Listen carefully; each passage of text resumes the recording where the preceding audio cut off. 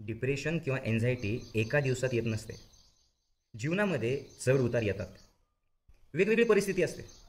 पण त्या परिस्थितीला तुम्ही ज्या दृष्टिकोनाने पाहता, त्या क्षणात जो तणाव आलेला असतो तो तणाव तुम्ही किती सहज हँडल करता, यावरून तुमचा त्या क्षणाचा मूड बनतो. तुम्ही जे म्हणता ना, माझा मूडच नाही, माझा मूडच नाही, ठीक आहे, त्या क्षणाला काहीतरी तुमचा मूड गेला, पण तुम्ही स्वतःला यस म्हणून, पॉझिटिव्ह वाक्य बोलून, सकारात्मक लोकांसोबत राहून, सकारात्मक कृती करून स्वतःला त्या परिस्थितीतून बाहेर आणलं, तो विश्वास तुमच्यात असेल तर तो मूड तुमचा चांगला राहील.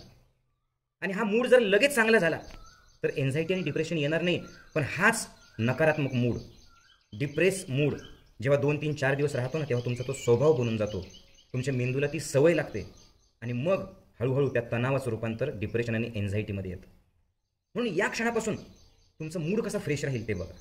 निर्व्यसनी राहा, आनंदी राहा. आत्ता हे ऐकताना चेहऱ्यावर स्माईल ठेवा, विश्वासाने जगा. मूड जाऊ लागला की लगेच स्वतःला सांगायचं, यस, मी काहीतरी चांगलं करून दाखवणार आहे, आणि कृती करायची.